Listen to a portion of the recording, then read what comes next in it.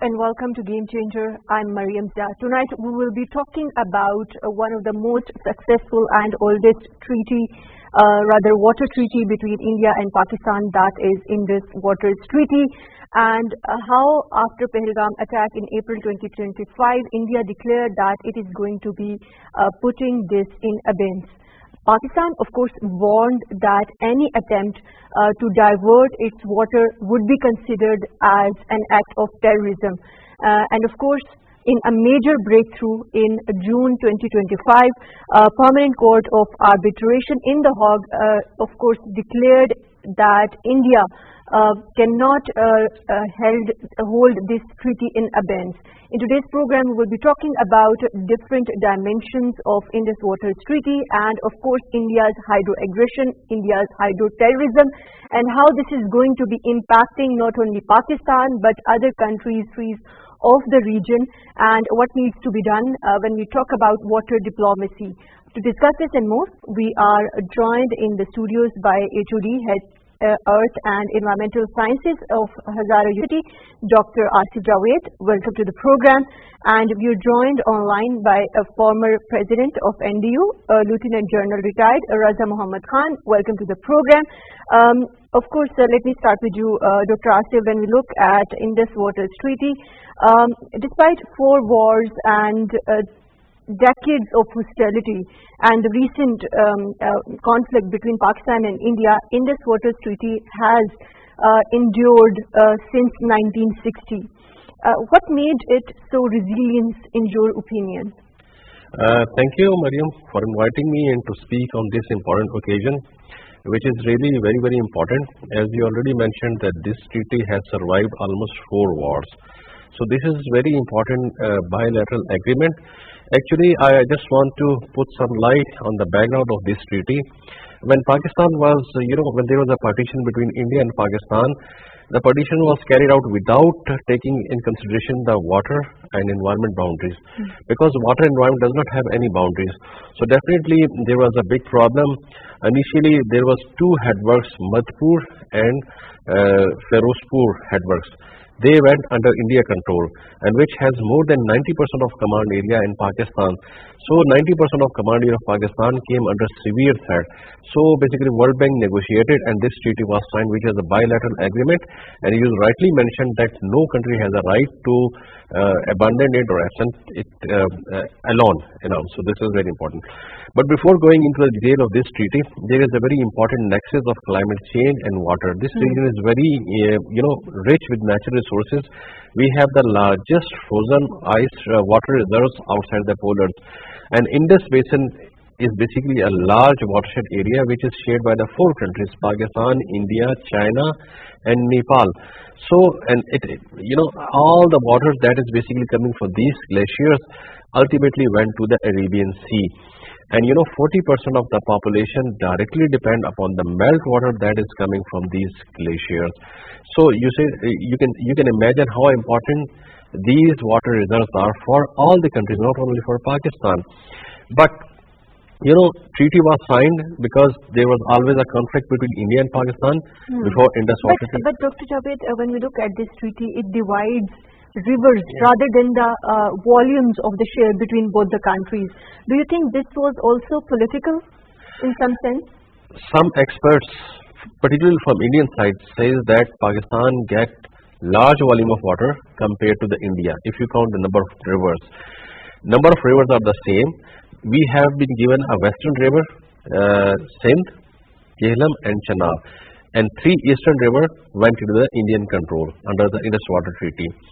But for Pakistani point of view, that's very important because geographically Indus is not coming from India, it's coming from the Tibet and Himalayas. Ultimately, it enters into some of the watershed area of the Indus River, or Indus, you can say Tarbela Dam is basically exist in the India. But rest of the 2 rivers, Jhelum and Chenab, they first travel from Indian occupied Kashmir, and then they enter into the Pakistan. So these are the 3 western rivers which came under the Pakistan control, and the other 3 rivers like Beas, Sutlej and Ravi, they went under the Indian control. But suspension of Indian Indus Water Treaty means India will take control of all rivers. Like for example, being the upper riparian being the upper riparian, yes, because India is on the upper side, we are at the lower side, so all the waters first come from the India and then enter into the Pakistan. You see, we had already a problem with Chenab river. They have developed a Baghdad dam. So Yes, Pakistan I'll be circling back to the dam's construction. That is a very important point when we talk about Indus Waters Treaty. But let me bring in General Raza into the discussion. General Raza, when you talk about this treaty, do you think that after the suspension or rather unilateral abeyance of this Indus Waters Treaty is undoing the very foundation of Nehru-Ayub negotiations that both countries reached after 9 years, and also like Dr. Javed alluded to, the important point that this Indus basin not only includes Pakistan and India, but other countries like China and Nepal are also engaged in this. Do you think that Pakistan can engage or leverage its ties with China when we talk about multilateralism in this context? Okay, Bismillah ar-Rahman ar-Rahim. I think first of all, I'd like to add to what has been said is that India is holding the treaty in abeyance so far. It is other terms used for what India has done probably are not applicable at the time, and its refusal to share information with us about the volumes of water that is flowing through these rivers and a number of other aspects are there, but they have actually they have declared that they are going to divert the waters of the Western River inside India, and if they do that, obviously there are implications, and I would like to focus only on the implications for Pakistan. I think China and Nepal and others, as you said, are affected too by the treaty, but I'm sure they can look after their interests. So when we talk of the holding of this treaty in the abeyance, what it means for Pakistan is that we know that water is the source of our life. We have an agrarian economy, yes, and our ecosystem is very vulnerable to climate change. And I'm sure we all have heard the saying that when the well is dry, we know the worth of water. So I want to say is that among the multiple sinister objectives of the Pahalgam false flag operation by India, the most menacing is their desire to steal or choke the water of the western rivers allocated to Pakistan through the Indus Water Treaty, and this it actually presents a clear and present danger to Pakistan's very survival, and the government has rightly termed it as an act of war. Right. And of course, in some areas it is also called as water terrorism. And let me also add that if scuttled, the Indus Water Treaty can abruptly end the present ceasefire and invoke a potential full spectrum response by Pakistan, and I think there should be no ambiguity in India's mind or any other country of the world. Right. You have rightly pointed out, of course, all the major points, General Raza, but at the same time, when we look at different reports, different hydrological experts have asserted that India at this point in time does not have the necessary infrastructure to divert or stop Pakistan's water. What's your take on that? Do you think that this is more of a psychological warfare rather than an assertion to move towards a full-scale war, or rather small-scale war between both the countries? What is the kind of danger we are talking about here? I think presently India has a limited capacity, to either keep storing the water of these very big rivers or to divert it. And according to some Indian studies themselves, they probably would need at least 7 to 10 years to be able to fully implement their designs. And actually, this is the time available to Pakistan to do what it can. We've already gone, to the International Court of Arbitration, and we've had a positive effect on 2 counts. The first one was that India had declared that the International Court of Arbitration does not have the right, to deal with any violations of the Indus Water Treaty. They've said very clearly that the International Court of Arbitration has that right. That was a big defeat for India. And similarly, on the 2 dams, in the Indian held Kashmir, our points of view has been accepted by them, and India knows that we will continue these efforts. These are the passive efforts, the legal efforts, which is our right, and I think that's the right decision by the government of Pakistan. Yes, what India can do, India is now a rogue state. It does not recognize any United Nations Security Council resolution.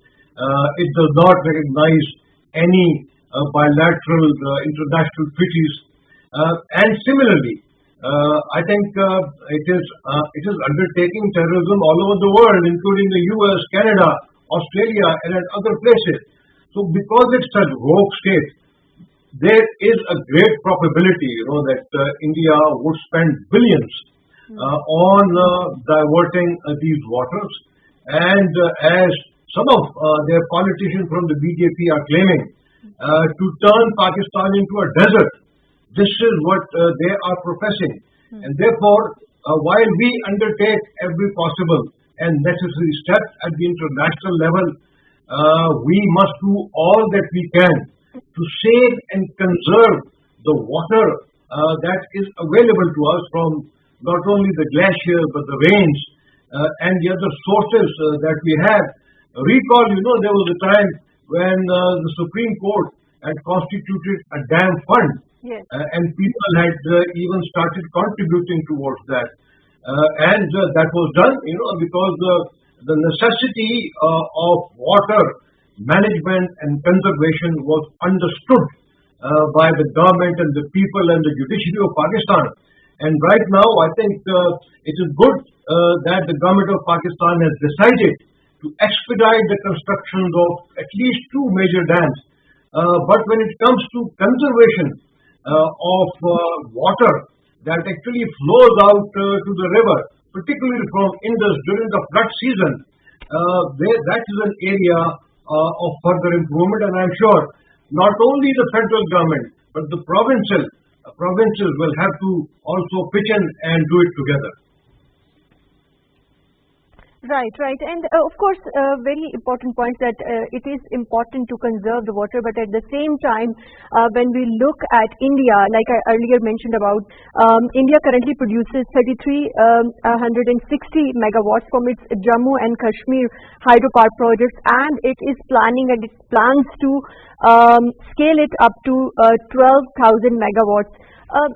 General Raza, in your opinion, what strategic threat does it pose to Pakistan, especially when we talk about the dry seasons?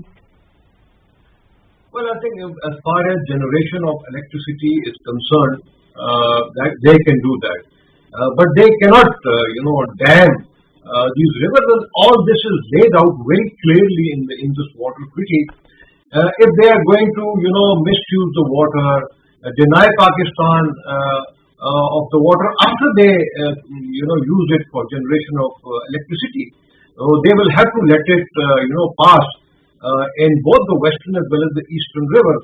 Eastern rivers, yes, of course, they have much more rights on that, but they cannot touch, the western rivers. And what they can do is that they can actually create floods from the eastern rivers, and they can damage the people who are living on the sides of all these rivers. But if they do that, then obviously the government of Pakistan has a number of ways and means to prevent them from that. They have seen our capacity and capability to stop, even their electricity generation dams and powerhouses in May as a follow-up of Operation Pahalgam. Though Pakistan has the soft power, to prevent them from doing that, to manipulate those dams, and it also has the hard power again to deny them the construction of such facilities through which they can divert our water for their own use. Also, let me add that most of the electricity that is generated by India in the Indian Hal Kashmir is really not being used inside Kashmir. It is being used in mainland India. Right. Of course. And to talk more about this, we are now joined online by Mr. Jamaat Ali Shah, who is former Commissioner in this Water Treaty. Welcome to the program.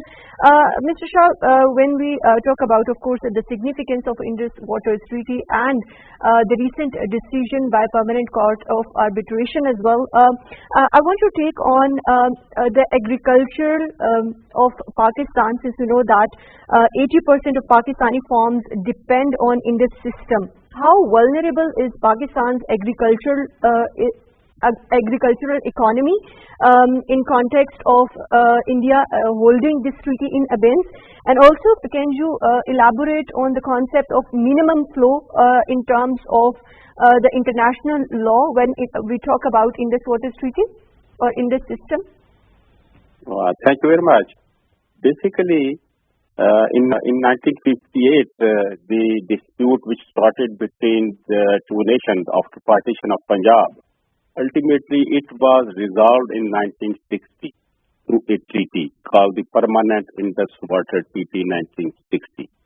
So under this treaty, both the parties, Pakistan and India, has the obligation about the Eastern River and the Western River. No, we don't have any say after this treaty on the Eastern River. Eastern rivers mean the flow of Ravi, Sutlej and Beas. Now the only rivers left with Pakistan are Chenab, Jhelum and Indus. However, on these rivers as well, India has been allowed certain specified uses. So the specified uses mean generation of hydroelectric power through a run-off river hydroelectric plants, and they are limited storage works and agriculture uses and some kind of industrial or domestic uses. Now, India have been actually adopting these principles till from 1960 to 1970. But after that, India started diluting the certain provisions of the treaty. That means the design of the project, which were laid down in the treaty. India were not obeying that. And now this held in abeyance matter, which they took in May 2025. I think this is not justified that India will block or stop the water of the river to Pakistan. As you already told that 80% of Pakistan economy is based on agriculture. And the water is lifeline for Pakistan, and categorically it has been also been told by the Prime Minister and the Field Marshal of Pakistan that this is a red line, and if India obstructs these waters or reduce the flow in waters of these rivers, so Pakistan cannot afford it.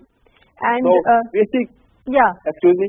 Yeah, of course, rightly pointed out, Mr. Jamaat, but I also want your take on, like you mentioned, that India has been pushing for some changes in this treaty for quite some time now, and now finally it has, after the past Pahalgam operation, it of course held it in abeyance, which was of course ruled out by when we talk about this PCO. But how can Pakistan push for a clause that requires India to maintain minimum water flows for ecological balance under Indus Water Treaty? It's not maintaining of minimum flow. It is matter of implementing the treaty in its letter and spirit. The World Bank President, Mr. Ajay Banga, has also stated that there is no provision in the treaty for held in abeyance or unilaterally going out of this treaty. And same is the case with the Court of Arbitration, because there are two cases which are being dealt by a neutral expert and a court of arbitration. So the World Bank thought maybe this held abeyance may affect certain proceeding of these projects.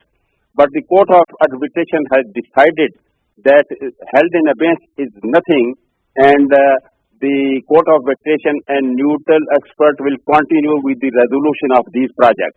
So our request is that whatever water has been allowed under the treaty, it should come to Pakistan, because the treaty does not put any limit of minimum flow.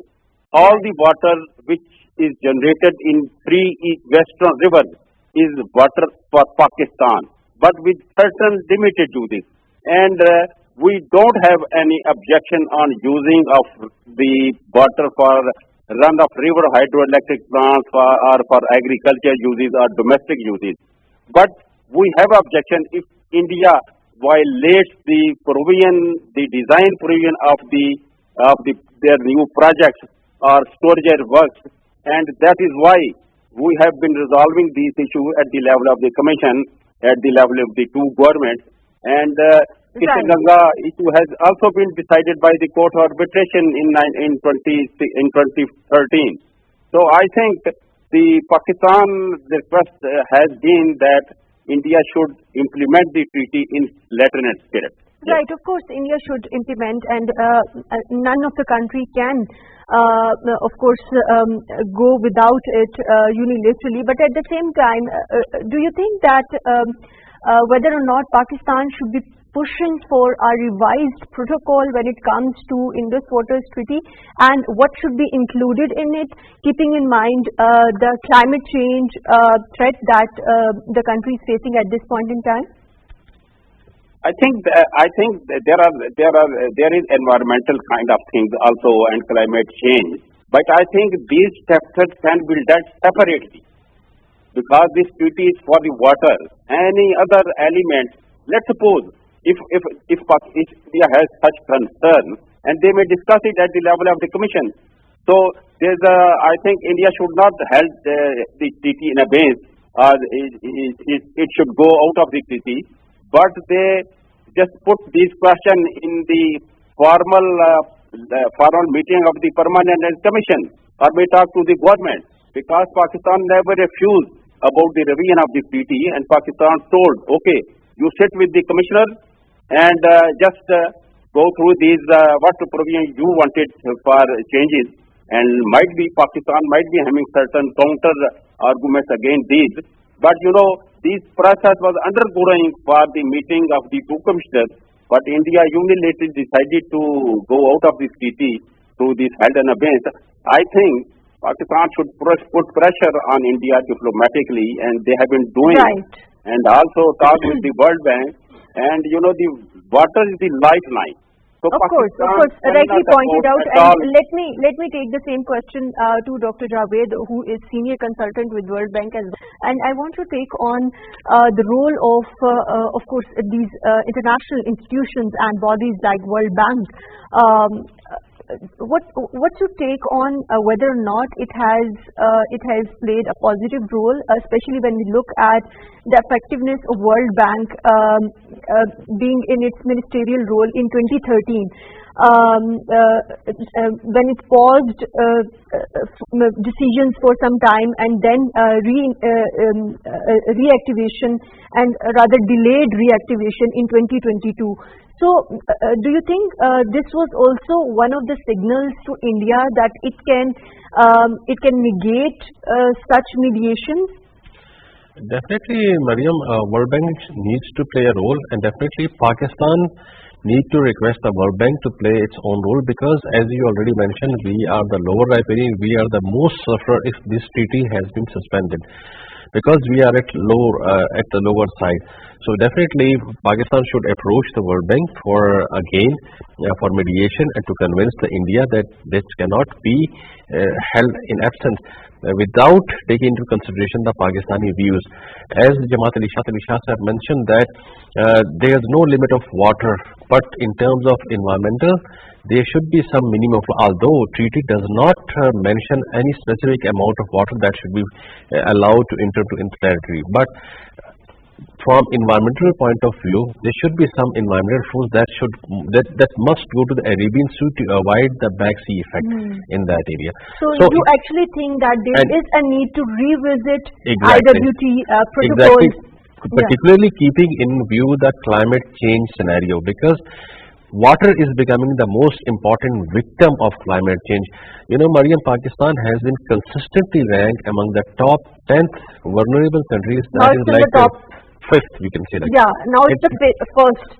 In the recent ranking of Global Climate Risk Index 2025. The main reason is the water, because before the partition, per capita availability of water was 5,300 meter cube per person per year, which has now dropped to even less than 1,000 due to climate change, population growth, and so this treaty and climate change cannot be tackled independently.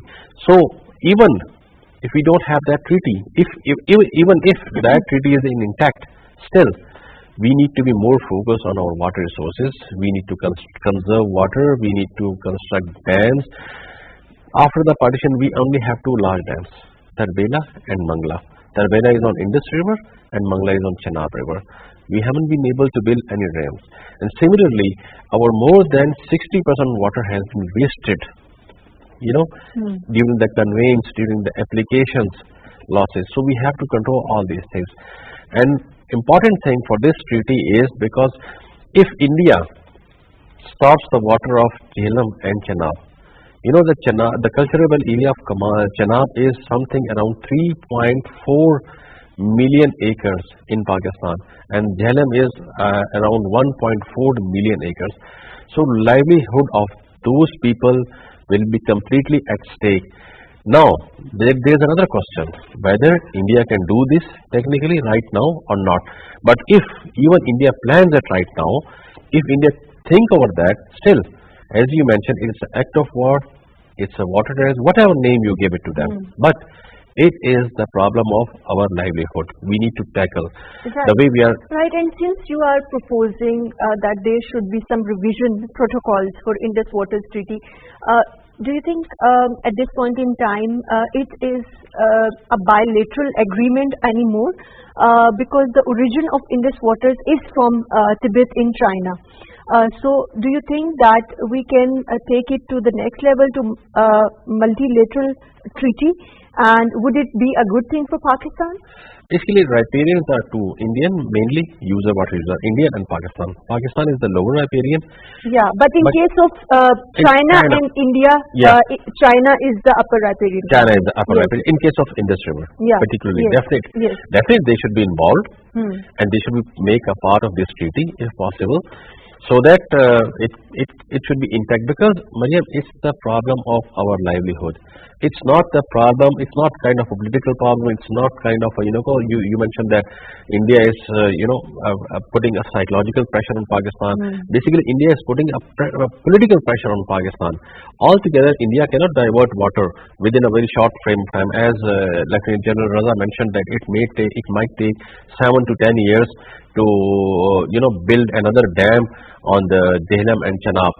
But India already is developing Bakliar Dam, although as this treaty permits run-of-the-river hydropower projects, because the purpose of dam basically is to conserve the water for irrigation and to protect the land from the flood. You see, in Pakistan, 11 months we are crying for water, and in just 1 month we have flood all over the Pakistan. And Sindh particularly, I would refer to the Sindh because all the water basically converge into the Sindh.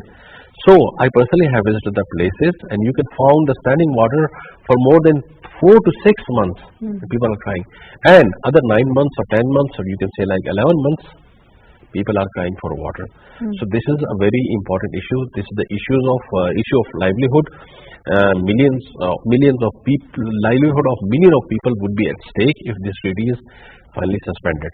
So it should be intact, or even as you mentioned, it should be somehow modified in consultation with the other countries who are the stakeholders, as I mentioned. Right. And General Raza, when we talk about economic, what would be the cost to Pakistan if dry season flows are reduced to India's upstreaming projects? Do we have some kind of facts and figures in that regard? By holding the treaty in abeyance, India has actually made all the 9 or so dams which it has already constructed in the Indian Hal Kashmir as controversial, illegal, disputed. So I think that is an aspect, probably that their planners and Modi's advisors, the short-sightedness of their PM, due to that, I think they are not comprehending that, and probably they will have to get back from this position of holding the treaty in abeyance, because it will suit them. As Pakistan would then have the options to fight its case by saying that all the dams, whether on eastern or the western rivers, they are not controversial. In any case, construction of dams by India in the absence of the Indus water treaty it has now become controversial. So that's the point that their leadership needs to understand. Coming back to the question that you asked, and I think the others also made a mention of that. I have some facts and figures to share. We know that 30 million acres of water that flows from Indus rivers, it does so into the sea in the monsoon season without utilization. When we are talking of agriculture water, then only about 65 million feet of agriculture water is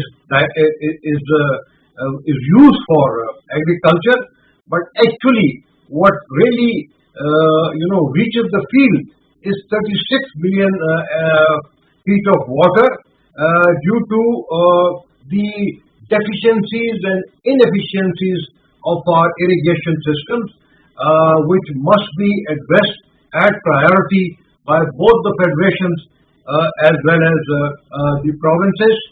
And the economic cost of this loss has been calculated by many studies, and it amounts to approximately $21 billion annually.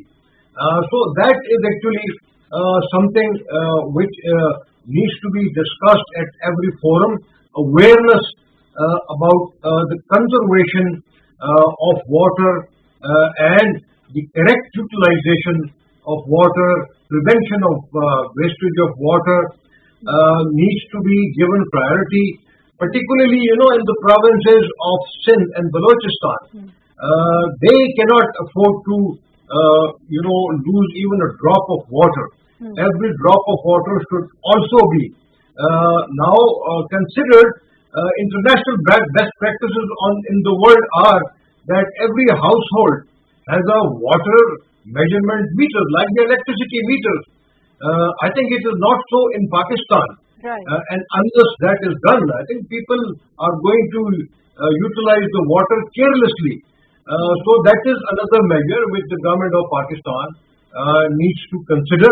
If needed. These are the internal measures. Right. About that. These are the internal measures, General Raza, that Pakistan needs to do, and of course the awareness regarding this needs to be disseminated among the public as well.